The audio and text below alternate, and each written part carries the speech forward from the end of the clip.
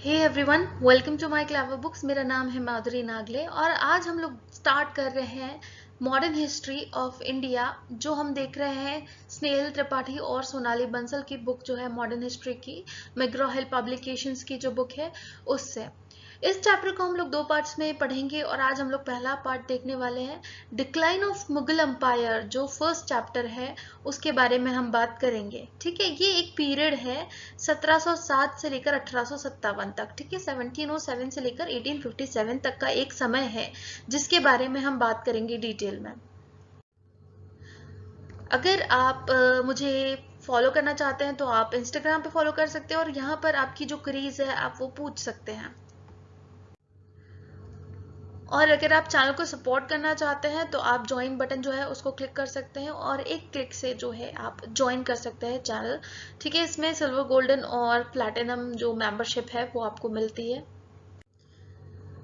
सबसे पहले हम लोग थोड़ा सा इंट्रोडक्शन देख लेते हैं कि हम लोग एग्जैक्टली पढ़ने क्या वाले हैं। एक समय है भारत के इतिहास में 1707 से लेकर 1857 के बीच में। इस एज को या इस समय को क्या कहा जाता है? डार्क एज या एज ऑफ क्योस। ठीक है, अंधकार भरा समय या अराजकता का समय इसको कहा जाता है। पावर पॉइंट जो है वो बहुत बुरा है ट्रांसलेशन में। इसको आप देख सकते हैं, बहुत इजी वर्ड्स है, इसमें समझने और नहीं समझने वाली बहुत ज्यादा बातें हैं नहीं। ठीक है, सिंपल वर्ड्स हैं, तो अगर आप हिंदी मीडियम के भी हैं तभी आपको इजीली समझ में आ जाएगा। बेसिकली यहाँ पर एज ऑफ क्योस क्यों कहा गया है? क्योंकि इस समय में ये जो पीरियड हम लोग देख रहे हैं औरंगजेब की मृत्यु के बाद और बहादुर शाह जफर जो है उसको डिपोर्ट करने के पहले का जो ये समय है, यहाँ पर हम ये नहीं कह सकते कि मुगल एम्पायर कंप्लीटली खत्म हो गया था, पर ये भी नहीं कहा जा सकता कि वो इतना स्ट्रांग था कि पूरे इंडिया को अपने कंट्रोल में रख सके जैसा 1707 तक था। ठीक है, पूरे इंडिया को नहीं पर काफी हिस्सा इंडिया का जो था वो मुगल एम्पायर के कंट्रोल में था और अच्छे खासे कंट्रोल में था। और अगर हम बात करें तो हाँ, इंडिया ओपन था ट्रेड के लिए। ठीक है, ट्रेड जो है या व्यापार जो है उसके लिए इंडिया ओपन था और इस वजह से बहुत सारी यूरोपियन कंपनीज जो है, ट्रेडिंग कंपनीज, उनके लिए एक अट्रैक्टिव डेस्टिनेशन भी बन गया। और अगर हम बात करें कि इस टाइम पे इंडिया जो था वो इकोनॉमिकली बैकवर्ड नहीं था। यूरोप की अगर बात करें, यूरोप और नॉर्थ अमेरिका जो है उस टाइम पे उतने रिच भी नहीं थे। क्यों नहीं थे रिच? क्योंकि इंडस्ट्रियलाइजेशन जो था वो प्रॉपरली हुआ नहीं था। औद्योगिकरण जो है प्रॉपरली हुआ नहीं था। औद्योगिकरण कब स्टार्ट हुआ? इंडस्ट्रियलाइजेशन स्टार्ट हुआ 19th और 20th सेंचुरी में जो है प्रॉपरली हुआ था। मतलब 1800 के बाद ये प्रॉपरली स्टार्ट हुआ था और यहाँ पर मिड 19th सेंचुरी की बात की जा रही है। ठीक है, और यहाँ पर हम देखें तो इसी वजह से लोगों को लगा कि यहाँ पर क्या हो सकता है कि एक फ्यूचर जो है वो देख सकते हैं इनके साथ व्यापार करके। इंडिया जो है उसके पास काफी दौलत है। अरब्स जो थे, टर्क्स जो थे, उन्होंने क्या किया? उन्होंने इंडिया पर अटैक किया। ठीक है, और यहाँ की जो संपत्ति थी, वेल्थ जो थी, उसको लूटने का काम किया। जो यूरोपियन कंपनीज थी उसने इसके लिए एक दूसरा तरीका निकाला। वो कौन सा तरीका था? वो था ट्रेड। ठीक है, ट्रेड या व्यापार। तो ये बेसिकली एक अट्रैक्टिव डेस्टिनेशन था। ठीक है, आगे अगर हम लोग बात करें तो कुछ लोग कहते हैं, कुछ हिस्टोरियंस कहते हैं कि यूरोपियंस जो थे उन्होंने क्या किया? इंडिया का यूनिफिकेशन किया। लेकिन बाकी लोग ये इस बात को नहीं मानते कि यूनिफिकेशन किसी काम का है जब इंडिया को पूरी तरह लूट लिया गया। तो इसमें भी डिबेट है थोड़ी बहुत, इस पर हम आगे नहीं जाते हैं। अब हम देखें तो इंडिया में ब्रिटिशर्स ने ही एक नई एज लाई एनलाइटनमेंट की। जो वेस्टर्न नॉलेज था उसको इंडिया में स्प्रेड किया। ठीक है, वेस्टर्न नॉलेज को इंडिया में स्प्रेड किया और बहुत सारी चीजें जो थी वो इंट्रोड्यूस हुई, जैसे जो क्या कहते हैं, रेलवेज हुआ या जो टेलीग्राम वगैरह है, तो उसके इंट्रोडक्शन भी इंडिया में ब्रिटिशर्स के आने के बाद ही हुआ। फिर अगर हम लोग देखें तो कुछ हेड्स में इनको हमको पढ़ना होगा। ये हेड्स है, थीम्स क्या क्या है, कौन कौन सी थीम्स है? Decline of Mughal empire, rise of autonomous state and rise of British supremacy. तो ये फर्स्ट चैप्टर जो है हमारा क्या है? ये डिक्लाइन ऑफ मुगल एम्पायर। ठीक है, डिक्लाइन किस तरीके से हुआ इसमें हम लेटर मुगल्स पढ़ेंगे और कॉजेज ऑफ डिक्लाइन पढ़ेंगे। ठीक है, अब डिक्लाइन ऑफ मुगल एम्पायर की अगर हम लोग बात करें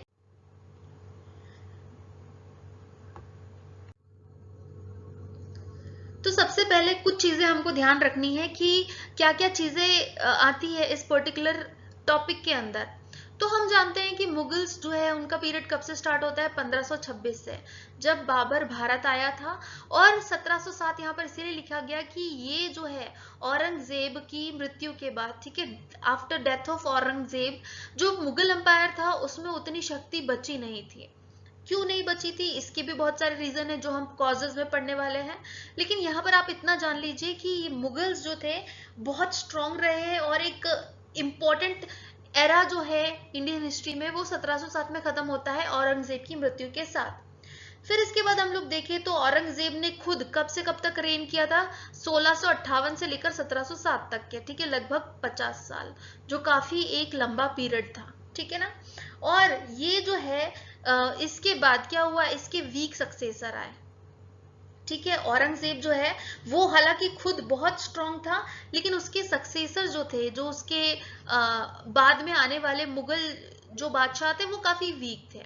फिर इसके बाद हम लोग पढ़ने वाले लेटर मुगल्स के बारे में। लेटर मुगल्स जो है टोटल 12 लेटर मुगल्स हुए हैं। इसमें से 12 के 12 हम लोग नहीं पढ़ेंगे, हम लोग सिर्फ वही पढ़ेंगे जो इम्पोर्टेंट है, ठीक है। 12 लेटर मुगल्स जो है वो हुए हैं। अगर हम लोग बात करें तो मराठास जो है उनकी शक्ति काफी हद तक बढ़ गई थी। औरंगजेब ने लगभग 20 साल का समय जो है डेक्कन में वेस्ट किया, और इसको क्या कहा जाता है, इसको जो है ये कहा जाता है कि जैसे डेक्कन अल्सर जो है वो इतना ज्यादा मारक या फेटल सिद्ध हुआ, जैसे स्पेनिश अल्सर नेपोलियनिक एम्पायर जो था उसके लिए हुआ था, ठीक है। डेक्कन अल्सर एक अल्सर की तरह कहा गया इसको, कि डेक्कन में जो टाइम वेस्ट किया औरंगजेब ने, उसकी वजह से वो आगे जो मुगल्स थे, एक तो उसने बाकी जगहों पे अपनी पकड़ ढीली कर दी, और दूसरे जो लेटर मुगल्स थे वो भी अपनी पकड़ उतनी ज्यादा मजबूत नहीं कर पाए, सिर्फ और सिर्फ डेक्कन वॉर्स की वजह से, ये कहा जाता है, ठीक है।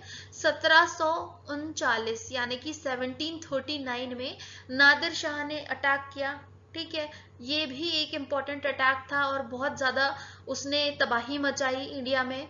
फिर उसके बाद अहमद शाह अब्दाली ने 7 बार अटैक किया था इंडिया पर, ठीक है।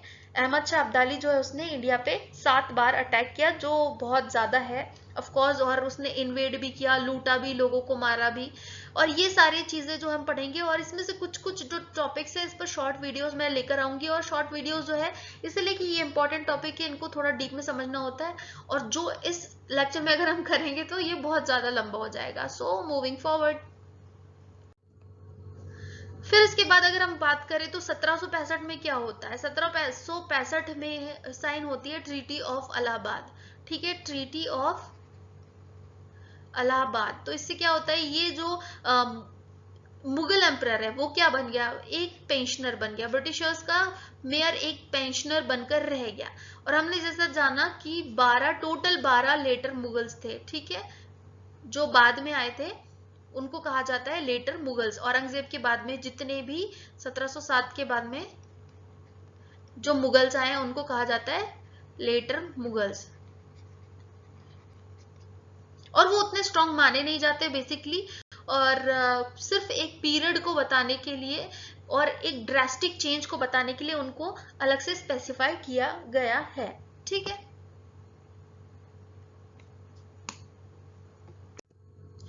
सो लेटर मुगल्स की अगर हम लोग बात करें तो हम स्टार्ट करेंगे बहादुर शाह से, और हम खत्म करेंगे बहादुर शाह सेकंड पर, ठीक है। बहादुर शाह फर्स्ट जो है वो पहला था लेटर मुगल्स में, और बहादुर शाह सेकंड जो है वो लास्ट था। इनको कहाँ क्या कर दिया गया, इनको रंगून भेज दिया गया, और फिर इसके बाद कहानी खत्म हो जाती है मुगल एम्पायर की, क्योंकि जो इनके बेटे थे उनको भी मार दिया गया था, ठीक है, उनको भी मार दिया गया था। और यहाँ पर जो मुगल्स हैं उनकी कहानी पूरी तरीके से खत्म हो जाती है। हालांकि उनके कुछ वंशज हो सकता है कि कहीं बचे हुए हो, पर बीच में ही यहाँ पर हम देखेंगे कि किस तरीके से चेंजेस आए हैं। सो सबसे पहला नाम आता है बहादुर शाह फर्स्ट का। एक नाम आपको और सुनने मिलेगा इनका, वो है मुअज्जम शाह आलम फर्स्ट, ठीक है। और 1707 से लेकर 1712 तक का इनका टाइम रहा है। और अगर बात करें जब ये गद्दी पर बैठे तो इनकी उम्र थी 65 ईयर्स, जो काफी ज्यादा है। इस एज में अब रिटायरमेंट लेते हैं लोग, और ये इन्होंने शुरुआत की थी, ठीक है, 1707 से लेकर 1712 तक। क्यों है ये इंपॉर्टेंट? क्योंकि पहले लेटर मुगल है ये। अगर औरंगजेब के बाद पहले गद्दी पर बैठने वाले थे बहादुर शाह फर्स्ट, तो ये एक इम्पॉर्टेंट नाम है। और ऑफ कोर्स इनके जो नीतियां थी वो काफी अलग थी औरंगजेब से, क्योंकि औरंगजेब एक ऑर्थोडॉक्स मुस्लिम था। तो ये चीज हम जानते थे कि कितना हिंदू का और हिंदू टेम्पल्स जो थे उनका कितना ज्यादा डिस्ट्रक्शन हुआ था। तो इसी के ऑपोजिट बहादुर शाह ने जो अपने जो नियम थे, जो कानून थे वो लाए, और थोड़ा टॉलरेंट एटीट्यूड अपनाया बाकी जो रिलीजन थे उनके लिए।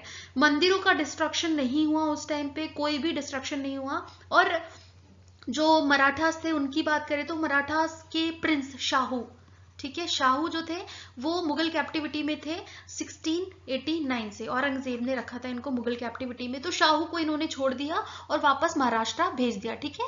मराठास के जो प्रिंस शाहू थे उनको छोड़ दिया। राजपूत की बात करें तो राजपूत चीफ जो थे उनको कंफर्म कर दिया और उनकी स्टेट जो है उनको दे दी।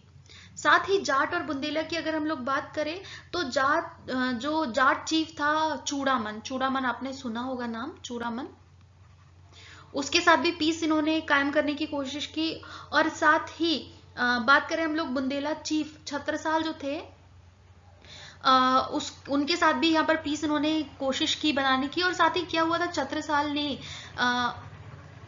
इनके साथ एक कैंपेन को ज्वाइन किया था। जो बंदा बहादुर है, सिख एक जो लीडर था बंदा बहादुर, उसके खिलाफ छत्रसाल ने बहादुर शाह का साथ दिया था। सिक्स की बात करें हम लोग तो जो 10वें गुरु थे उनको हाई मनसब प्रोवाइड किया था इन्होंने, ताकि जो सिख है उनको भी अपनी तरफ मिलाया जा सके और बेसिकली एक पीस जो है उनके साथ बनाया जा सके। लेकिन बंदा बहादुर जो है उसके रिवोल्ट की वजह से, जो बंदा बहादुर है उनके लीडरशिप में सिक्स ने फिर से रिवोल्ट कर दिया और बंदा बहादुर को जो लोहगढ़ का फोर्ट है, लोहगढ़ का, वहां पर इन्होंने हराया। और ये फोर्ट किसने बनाया था? ये बनाया था गुरु गोविंद सिंह ने, ठीक है। और हिमालयस के फुटहिल्स में ये फोर्ट जो है वो प्रेजेंट है। और फिर यहाँ पर इन्होंने इसको तो क्रश कर दिया, लेकिन 1712 में वापस ये फिर से रिवोल्ट इन्होंने कर दिया, जो सिक्स थे उन्होंने। फिर इसके बाद हम देखते हैं कि एक नाम आता है किंग मेकर्स का, ठीक है। किंग मेकर्स का जो नाम है वो आप सुनेंगे लेटर मुगल्स में। क्या है ये किंग मेकर्स?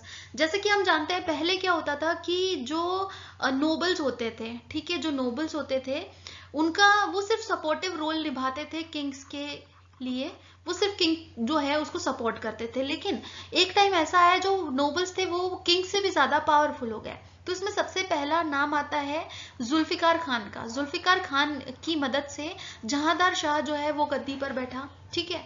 और दो नाम आपको और सुनने मिलेंगे, एक सैयद ब्रदर्स जो है अब्दुल्ला खान और हुसैन अली खान बरहा। तो ये दो नाम बहुत ज्यादा इंपॉर्टेंट है। और जुल्फिकार खान और सैयद ब्रदर्स का नाम आता है किंग मेकर्स में, क्योंकि इन्होंने राजा जो है उसको बनाया। फर्रुख सियार को राजा बनने में या सुल्तान बनने में इन्होंने हेल्प करी। साथ ही दो तीन और इनके बाद जो मुगल किंग्स थे वो आए फर्रुख सियार की मृत्यु के बाद, क्योंकि फर्रुख सियार ने इनको मरवाने की कोशिश करी बट इन रिटर्न इन लोगों ने ही फर्रुख सियार को मरवा दिया। और बीच में दो तीन और आए और फिर उसके बाद मोहम्मद शाह रंगीला जो है उन्होंने क्या किया, फिर उन्होंने इन दोनों भाइयों को मरवा दिया। तो बेसिकली किंग मेकर्स जो थे आप इनको लेटर मुगल्स में पढ़ेंगे। ये एक इंपॉर्टेंट की वर्ड है, ये 3 नंबर में भी पूछा जा सकता है, 5 में भी, और साथ ही एमसीक्यू भी आ सकता है इससे रिलेटेड, तो इसको ध्यान रखना। फिर इसके बाद आता है जहांदार शाह, ठीक है। जहांदार शाह जो है, तो जब बहादुर शाह फर्स्ट की डेथ होती है, ठीक है, बहादुर शाह फर्स्ट की डेथ होती है, तो उसके बाद उनके 4 बेटे जो है उनमें वॉर ऑफ सक्सेशन होता है। जो सत्ता है उसके लिए लड़ाई होती है और उसमें जहांदार शाह जो है वो जीत जाता है। लेकिन कैसे जीतता है? ये जुल्फिकार खान की मदद से जीतता है।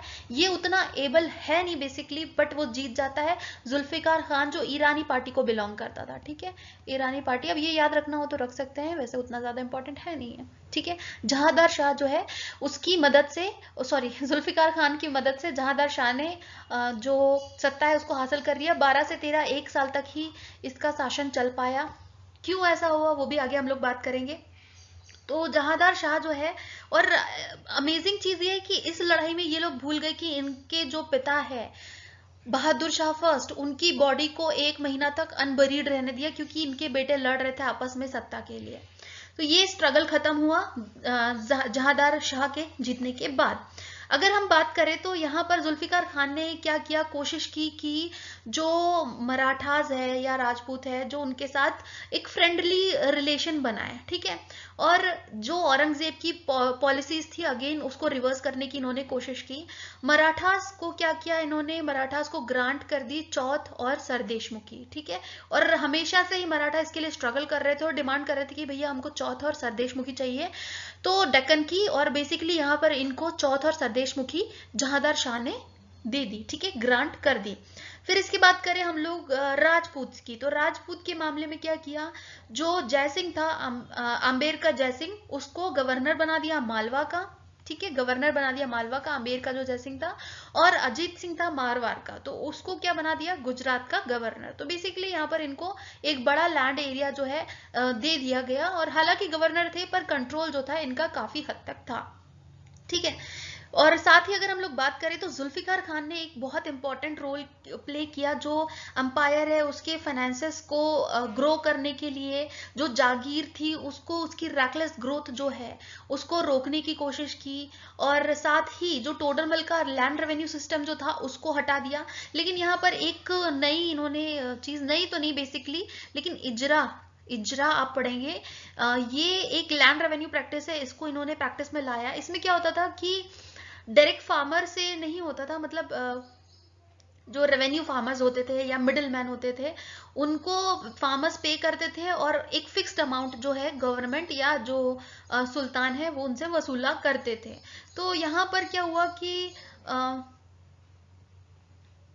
ये जो थे मिडल मैन या जो लैंड रेवेन्यू लेते थे लोगों से या फार्मर से, तो उनके पास एक कहीं ना कहीं एक खुला हाथ आ गया कि जितना चाहे उतना वो रेवेन्यू लेते थे। और बेसिकली यहाँ पर जो पीजेंट्स थे, किसान थे, उनका बहुत ज्यादा शोषण हुआ, ठीक है। और फिर इसके बाद क्या होता है कि पिक्चर में आते हैं सैयद ब्रदर्स। सैयद ब्रदर्स ने किसकी हेल्प की थी, हमने अभी देखा फर्रुख सियार जो है उसकी हेल्प करी सैयद ब्रदर्स ने। और यहाँ पर जुल्फिकार खान जो है उसको भी एग्जीक्यूट कर दिया गया, उसको भी मार दिया गया। और जहांदार शाह जो है उसको भी मार दिया गया, ठीक है। फर्रुख सियार कौन था, नेफ्यू था, भतीजा था जहांदार शाह का। ये आपको याद रखना है कि फर्रुख सियार जहांदार शाह का भतीजा था। मूविंग फॉरवर्ड, फर्रुख सियार की बात करें तो फर्रुख सियार का एक बहुत ही इंपॉर्टेंट रोल रहा है। अगर ब्रिटिशर्स इंडिया में आए हैं, अगर वो स्टैब्लिश हो पाए हैं, तो फर्रुख सियार का बहुत इंपॉर्टेंट रोल रहा है। लेकिन सबसे पहले आपको ये ध्यान देना है कि सैयद ब्रदर्स जो है उन लोगों ने हेल्प की थी फर्रुख सियार की। अब्दुल्ला खान जो वजीर था, हुसैन अली खान बरहा जो मीर बख्शी था, इन दोनों ने हेल्प करी। और नाम के लिए फर्रुख सियार के पास जो रेन था, लेकिन चला कौन रहा था, सैयद ब्रदर्स चला रहे थे, ठीक है। तो बेसिकली ये वही लोग थे, और उन्हीं के हिसाब से जो स्टेट के अफेयर्स थे वो चलते थे, और कंट्रोल बेसिकली उन्हीं का था। और अगर हम लोग बात करें फर्रुख सियार का टाइम कब से कब तक था, तो 1713 से लेकर 19 तक, ठीक है, 13 से लेकर 19 तक। और फर्रुख सियार के जाने के बाद 1720 में इनका भी एंड जो है वो आ जाता है सैयद ब्रदर्स का। अब अगर हम लोग आगे बात करें तो एक रिलीजियस टॉलरेंस की पॉलिसी इन्होंने अपनाई, और ये जो है इनके हिसाब से हार्मोनियसली रहते हैं तो ज्यादा बेटर रहता है हिंदुओं के साथ, क्योंकि एक बड़ी पॉपुलेशन हिंदुओं की थी, जो बहुत सारे हम क्या कह सकते, जो ऑटोनोमस स्टेट्स थे, छोटे छोटे जो राजपूत थे, उनका भी काफी एरिया में रूल था। तो उन्होंने ये सोचा कि इसी में समझदारी है, और जजिया जो है, जिजिया या जजिया कर जो है आपने सुना होगा, उसको भी इन्होंने एबोलिश कर दिया था सैयद ब्रदर्स ने, ठीक है। और साथ ही जो जाट और मराठा थे, उनके साथ जाट मराठा राजपूत और सिख्स जो है उनके साथ भी कंसिलेट करने की कोशिश की। फर्रुख सियार जो है उसके रेन में जो बंदा बहादुर है उसको हरा दिया गया, और उसको एक प्रिजनर की तरह गुरदासपुर में रखा, ठीक है। बंदा बहादुर सिख लीडर था, उसको रखा। और ये एक इम्पॉर्टेंट चीज है कि इनके टाइम में आया था फरमान ऑफ 1717। क्या है ये फरमान? ठीक है, दो चीजें आप सुनेंगे, एक तो दस्तक और फरमान, ये दो कॉजेज है कि इसका मिसयूज किया था, इसी की वजह से बैटल ऑफ प्लासी या प्लासी की लड़ाई हुई थी। इसमें क्या हुआ था कि जो फरुखसियार थे उनको क्या थी, एक डिसीज थी जिसका नाम था ग्रोइन, जो सॉरी डिसीज थी, उससे ग्रोइन में स्वेलिंग आ जाती थी, तो उसकी वजह से इनको काफी परेशानी हो रही थी। तो एक व्यक्ति था जिसका नाम था विलियम हैमिल्टन, एक सर्जन था बेसिकली, वो ईस्ट इंडिया कंपनी के लिए काम करता था, तो उसने सक्सेसफुली उसका ट्रीटमेंट कर दिया फरुखसियार का। और साथ ही इसकी वजह से जो इनके डिसीज की, फरुखसियार के डिसीज की वजह से उनकी बेटी की शादी नहीं हो पा रही थी, किससे होने वाली थी, राजा अजीत सिंह जो जोधपुर के थे उनसे होने वाली थी, उसकी वजह से, इनकी बीमारी की वजह से वो शादी नहीं हो पा रही थी। तो फाइनली फरुखसियार ठीक हुए और इसके बाद इनकी बेटी की शादी हुई, तो वो बहुत ज्यादा खुश थे। तो इसी वजह से इन्होंने क्या किया, फरमान जारी किया कंपनी के लिए। क्या कहता है ये फरमान, इसको हम लोग डिटेल में देखेंगे, बट यहाँ पर थोड़ा सा हम लोग देख लेते हैं कि क्या आपको बेसिकली ये फरमान जो है क्यों इतना इंपॉर्टेंट है। तो कुछ लोग ये भी कहते हैं कि इस फरमान की वजह से फरुखसियार जो है उसने सीधी सीधी इंडिया की चाबी जो है ब्रिटिशर्स के हाथ में दे दी।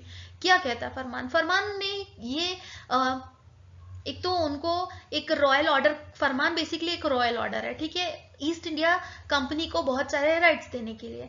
तो उनको क्या क्या राइट्स मिले कि वो मद्रास, बॉम्बे और बंगाल में कस्टम ड्यूटी फ्री ट्रेड कर सकते हैं, मतलब उनको इसके लिए कोई पैसे नहीं चुकाना है। साथ ही उनको क्या कर दिया, परमिशन दे दी अपने कॉइन मिंट करने की, कि भैया तुम अपने सिक्के जो है वो जारी कर सकते हो, ठीक है, अपने खुद के सिक्के जो इंडिया में वैलिड रहेंगे। और कैलकटा जो है उसको फोर्टिफाई करने के लिए, कलकत्ता में किला बनाने की परमिशन या इजाजत जो है वो भी इन्होंने दे दी। साथ ही जो है कंपनी के सर्वेंट्स थे, अब कंपनी के सर्वेंट्स कंपनी के अंडर काम करते थे, वो कंपनी के लिए काम करते थे, लेकिन कंपनी के सर्वेंट्स को प्राइवेट ट्रेड करने की भी जो परमिशन है वो दे दी, ठीक है। और लेकिन इसके लिए अगर वो प्राइवेट ट्रेड करते तो उनको थोड़े बहुत जो टैक्सेस वगैरह है वो देने होंगे। और ये जो है बहुत सारी चीजों में एक शामिल है जिसकी वजह से ब्रिटिशर्स इंडिया में इतने स्ट्रांग हो पाए। आगे बढ़ते हैं। आगे नाम आता है मोहम्मद शाह रंगीला का। अब मोहम्मद शाह रंगीला की बात की जाए तो कब से कब तक रहा है रेन, 1719 से लेकर 1748 तक इनका रेन रहा है। बेसिकली ऐसा कुछ था नहीं कि इनको बहुत ज्यादा ध्यान देना था अपने स्टेट पर, एक बहुत ही क्या कहें उसको, ऐसी लाइफ जीते थे, और डांसिंग गर्ल्स वगैरह के बहुत ज्यादा प्रभाव में ये थे, और उसकी वजह से ध्यान कभी इन्होंने दिया नहीं स्टेट पर। लेकिन एक इंपॉर्टेंट चीज हुई, वो क्या हुई कि 1720 में मोहम्मद शाह रंगीला ने सैयद ब्रदर्स को मरवा दिया, क्योंकि सैयद ब्रदर्स जो थे 1713 से लेकर 1720 तक के, इन्होंने बहुत सारे जो और ये किसकी हेल्प से किया, निजामुल मुल्क की हेल्प से, ठीक है। निजामुल मुल्क जो है, निजामुल मुल्क आसफ जहां इसका पूरा नाम है, इनकी हेल्प से किया। और 1720 में सैयद ब्रदर्स जो है इनकी डेथ के बाद, बेसिकली इसके बाद ही जो फिजिकल ब्रेकअप है वो स्टार्ट हुआ, जो मुगल डायनेस्टी थी उसका फिजिकल ब्रेकअप जो है वो स्टार्ट हुआ मुगल एम्पायर का, और ऐसा ब्रेकअप स्टार्ट हुआ जो कभी रिपेयर नहीं हो सका, ठीक है, इरिवर्सिबल डिक्लाइन स्टार्ट हो गया मुगल एम्पायर का।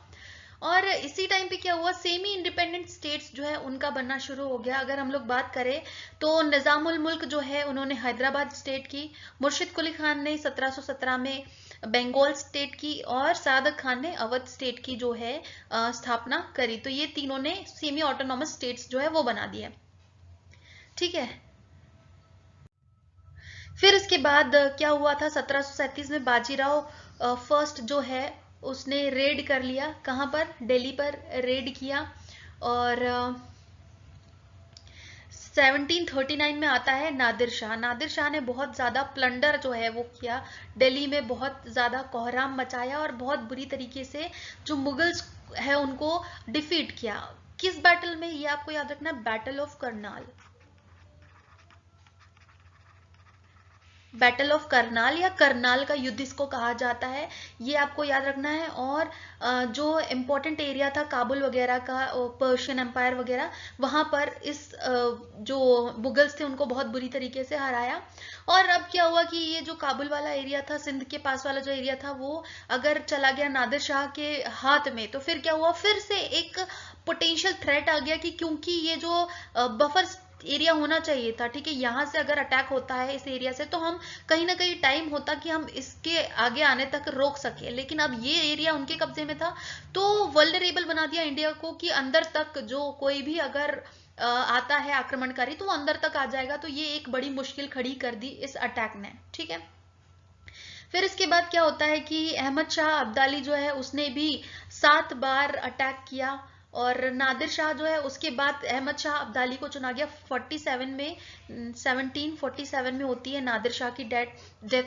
और उसके बाद 48 से लेकर 67 तक अब्दाली ने 7 टाइम्स अटैक किया इंडिया पे, कभी लूटने के उद्देश्य से, कभी गुस्से में, कभी किसी वजह से, तो ऐसा टोटल उसने 7 बार अटैक किया।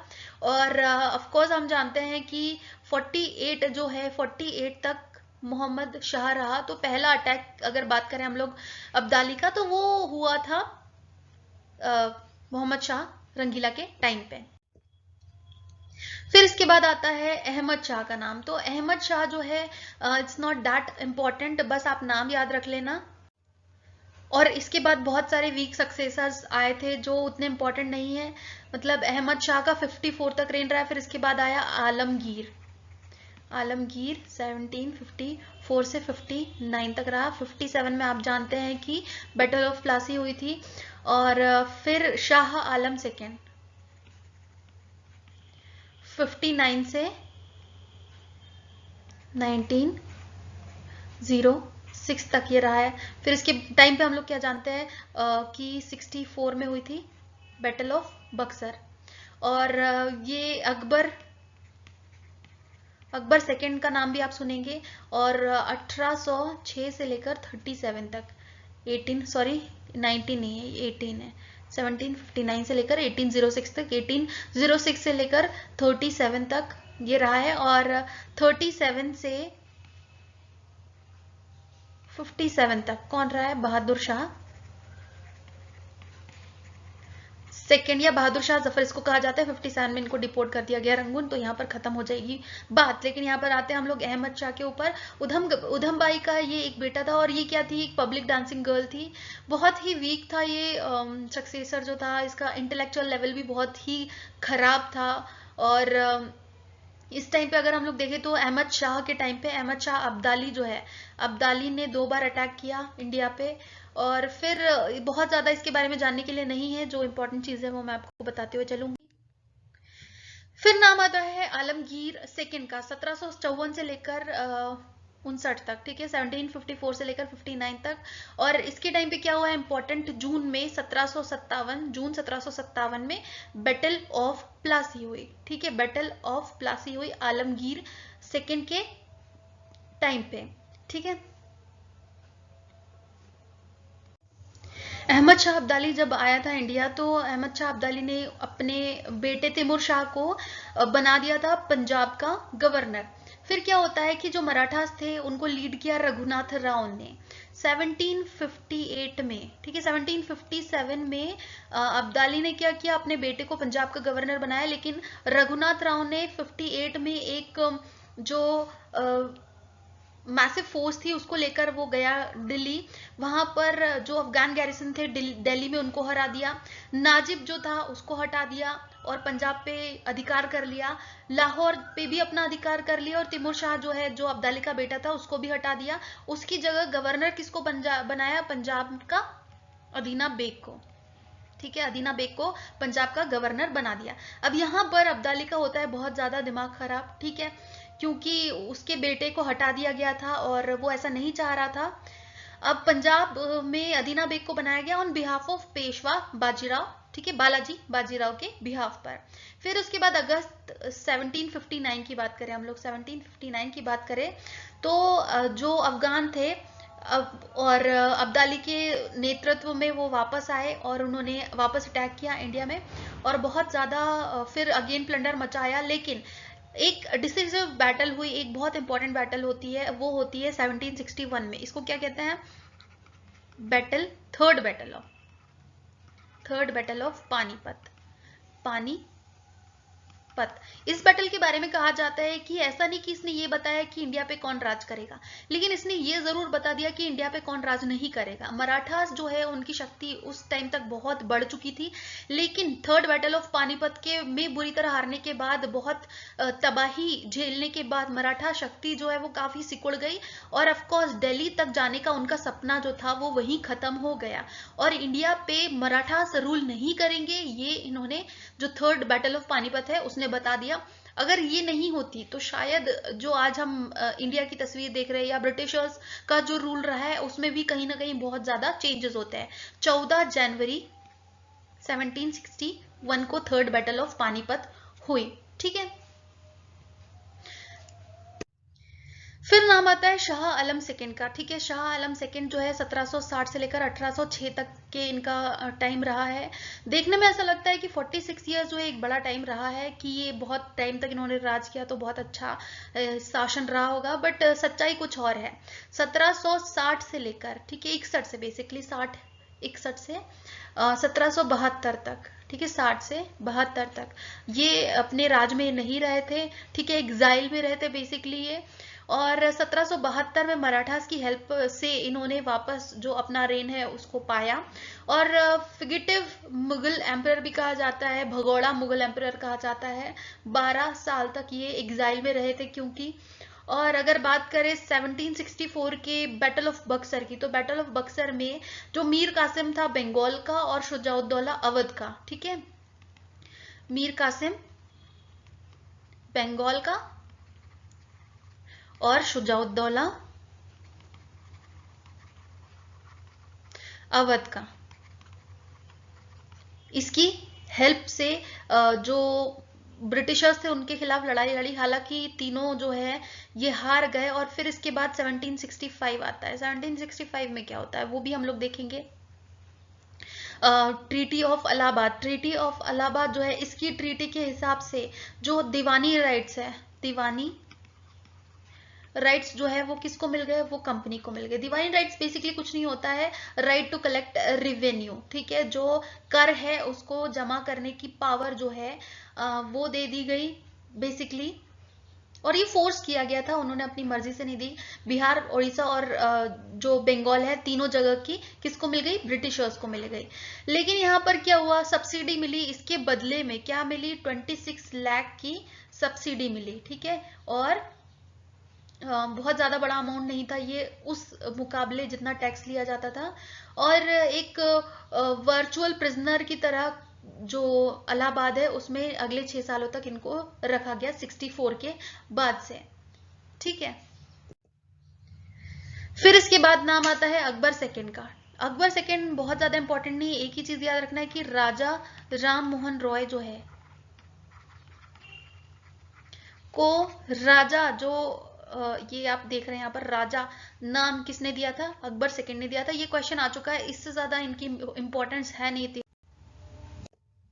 फिर इसके बाद आखिरी नाम आता है बहादुर शाह जफर या बहादुर शाह सेकंड का। इसका टाइम पीरियड जो है 1837 से लेकर 57 तक रहा है। ठीक है, 1837 से लेकर 15 तक। जफर क्या था?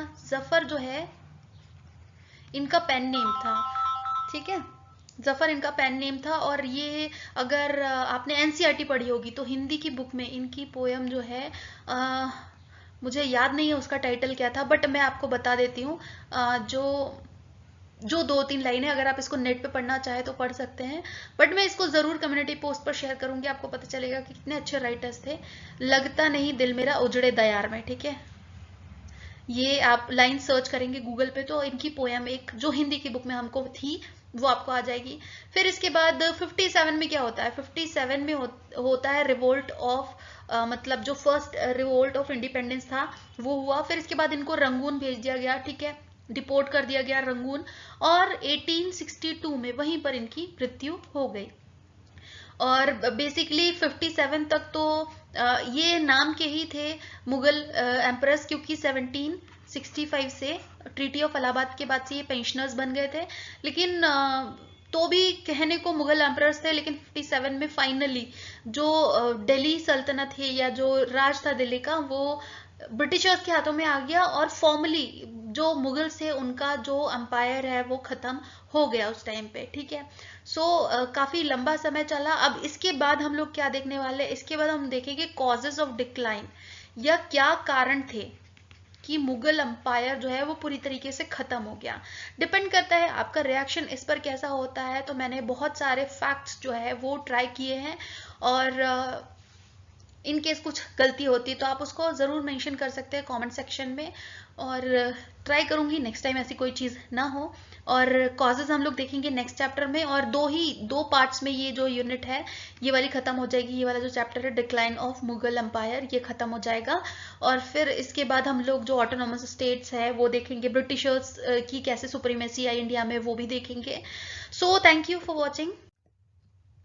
मिलते हैं हम लोग नेक्स्ट वीडियो में। Thank you everyone.